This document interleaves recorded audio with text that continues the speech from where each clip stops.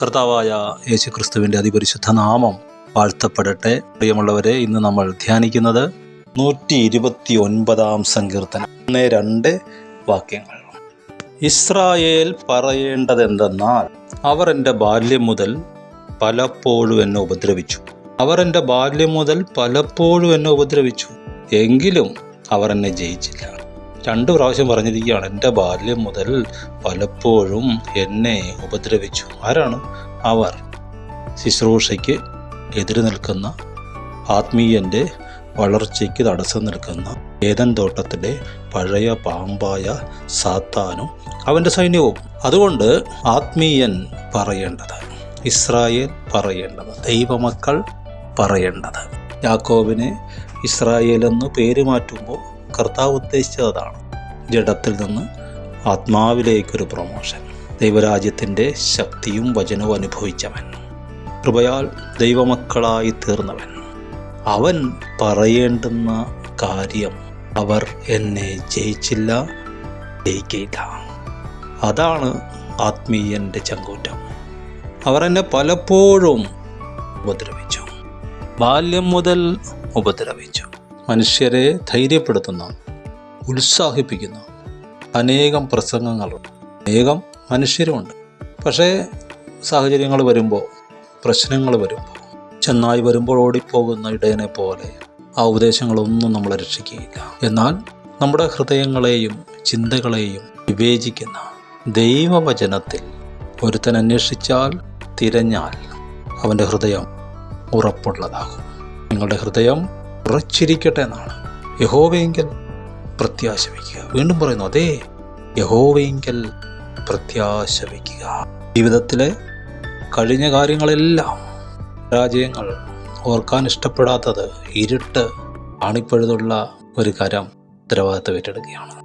ജെറമ്യാ പ്രവാചകനോട് പറയുകയാണ്, നിന്റെ അമ്മയുടെ ഉദരത്തിൽ ഉരുവാകുന്നതിന് മുമ്പേ ഞാൻ നിന്നെ അറിഞ്ഞു, ഉദരത്തിൽ വെച്ചേ ഞാൻ നിന്നെ വിശുദ്ധീകരിച്ചു. നിരാശപ്പെടാനാണെങ്കിൽ ഒരു സൈഡിൽ ഒത്തിരി ഉണ്ട്. പോയ വർഷങ്ങളുടെ കണക്ക് വെച്ച്, ദിവസങ്ങൾ വെച്ച് മുന്നോട്ടുള്ള കാലം കരഞ്ഞ് തള്ളി നീക്കാം. മറുവശത്ത് ദൈവിക പ്ലാനിലേക്ക് ഒരുത്തൻ വന്നാൽ, എന്തുകൊണ്ട് എൻ്റെ ജീവിതത്തിൽ ഇതെല്ലാം സംഭവിച്ചു, എന്തുകൊണ്ട് ദൈവം ഇതെല്ലാം അനുവദിച്ചു എന്ന് ഒരുത്തന് വെളിപ്പെട്ട് കിട്ടും. അതിപരിശുദ്ധ സ്ഥലത്തിരുന്ന അഹറോൻ്റെ വടി തളിർത്തപ്പോഴാണ് അതൊരു ബദാമിൻ്റെ കമ്പാണെന്ന് തിരിച്ചറിഞ്ഞത്. ഇതുപോലെ സഭയിലേക്കൊരു മനുഷ്യൻ വരണം, ഒരു സഹോദരനോ സഹോദരിയോ പ്രശ്നത്തിലൂടെ കടന്നു പോകുമ്പോൾ ഏറ്റവും ചേക്കേറാൻ പറ്റിയ ചില്ലയാണ് സഭ. ഒരിക്കലൊരു വീടും ഇവൽ പക്ഷി കുഞ്ഞുങ്ങൾക്കൊരു കൂടും കണ്ടെത്തിയിരിക്കുന്നു. കർത്താവും യഹോവയുമേ അങ്ങയുടെ യാഗപീഠങ്ങളെ തന്നെ. സഭയിൽ വന്ന് ചേക്കേറണം.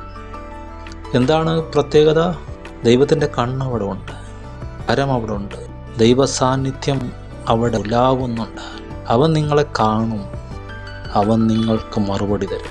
നിങ്ങൾ എന്തുകൊണ്ട് ഇതെല്ലാം സഹിക്കുന്നു, എന്തുകൊണ്ട് ഇതെല്ലാം സംഭവിച്ചു, എന്തുകൊണ്ട് ഇങ്ങനെ നടത്തപ്പെടുന്നു എന്നുള്ളത് അവിടെ വെളിപ്പെട്ട് വരും. നിങ്ങളായി മാറും, ദൈവിക പദ്ധതിയുടെ ഭാഗമായി തീരും. കടമുള്ളവർ, ഞെരുക്കമുള്ളവർ, അസന്തുഷ്ടർ. ഒന്ന് ഓർത്ത് നോക്കിയേ, ദാവീദ് ഇവരെല്ലാം വന്നുകൂടിയപ്പോൾ ദാവീദ് ദരിദ്രനായി തീർന്നില്ല, ദാവീദ് കടക്കാരനായി തീർന്നില്ല, ദാവീദിൻ്റെ സന്തോഷം മാറിയില്ല. മറിച്ച് ദാവീദിൻ്റെ നിറവിൽ നിന്ന് അവർക്ക് ഓഹരി കിട്ടി, അവരുടെ അസന്തുഷ്ടി മാറി, അവരുടെ കടം മാറി, അവരുടെ ഞെരുക്കം മാറി. യേശു മനുഷ്യനല്ല, ദൈവമത്രേ. എത്രയധികമാണ് നിങ്ങളുടെ കടം മാറ്റാൻ ദൈവത്തിന് കഴിയും. കടമെന്ന് പറയുന്നത് സാമ്പത്തിക കടം മാത്രമല്ല, ഇച്ഛാഭംഗം എന്ന് പറയുന്നൊരു കടമുണ്ട്. അതൊരു മനഃശാസ്ത്രജ്ഞന് പോലും വളരെ പ്രയാസമുള്ള കാര്യമാണ്. ഒരു മനുഷ്യൻ്റെ പാസ്റ്റ് ടെൻസിനെ സൗഖ്യമാക്കുക. അയ്യോ, ഞാൻ നന്നായിട്ട് പഠിച്ചില്ലല്ലോ, അയ്യോ എനിക്ക് നല്ല കാലം ഉണ്ടായിരുന്നു, അന്ന് ഞാൻ ആരെയും ഒന്നും സഹായിച്ചില്ലല്ലോ, അയ്യോ എൻ്റെ ചാർച്ചക്കാരെയും മാതാപിതാക്കളോടും സഹോദരങ്ങളോടുമുള്ള എൻ്റെ കടപ്പാട്, എൻ്റെ നല്ല കാലത്ത് ഞാൻ അവരെ ഓർത്തില്ലല്ലോ. ഇച്ഛാഭംഗങ്ങൾ, എൻ്റെ ജീവിത പങ്കാളിയോട്, എൻ്റെ മക്കളോട്, വിശുദ്ധന്മാരോട് കരുണയില്ലാതെ ഞാൻ ഇടപെട്ടത്, ഇച്ഛാഭംഗമെന്ന മുറിവ്. ധൈര്യമായിരിക്കുക, യേശു കർത്താവിന് നിങ്ങളുടെ ഇന്നലകളെയും സൗഖ്യമാക്കാൻ കഴിയും. അവൻ ഇന്നലെയും നിങ്ങളുടെ കൂടെ ഉണ്ടായിരുന്നു.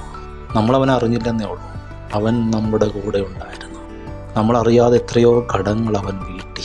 എത്രയോ മനുഷ്യരോടുള്ള നമ്മുടെ കടപ്പാടും കടവും അവൻ മഹത്വത്തോടെ വീട്ടി, ഇനിയും വിട്ടും. നീ ഒന്ന് പ്രാർത്ഥിക്കേ, കർത്താവേ, എൻ്റെ കടവും കടപ്പാടുകളും അങ്ങയുടെ മഹത്വത്തിനൊത്തവണ്ണം ഒന്ന് വീട്ടണമേ എന്ന് പ്രാർത്ഥിച്ചേ. പാസ്റ്റ് ടെൻസിനെ ദൈവം സൗഖ്യമാക്കും. യേശു ദൈവമാണ്, അവനത് കഴിയും. അതുകൊണ്ട് ദൈവമക്കൾ പറയേണ്ടത്, ബാല്യം മുതൽ അവർ എന്നെ ഉപദ്രവിച്ചു, പക്ഷേ അവർ എന്നെ ജയിച്ചില്ല.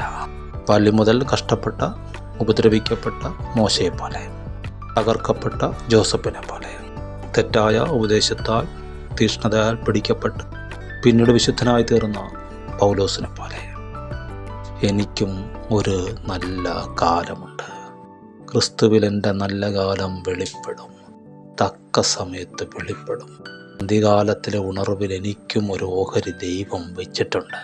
അളവുനൂൽ എനിക്ക് മനോഹര ദേശത്ത് വീണിരിക്കുന്നതേ, എനിക്ക് നല്ലൊരവകാശം കിട്ടിയിരിക്കുന്നു.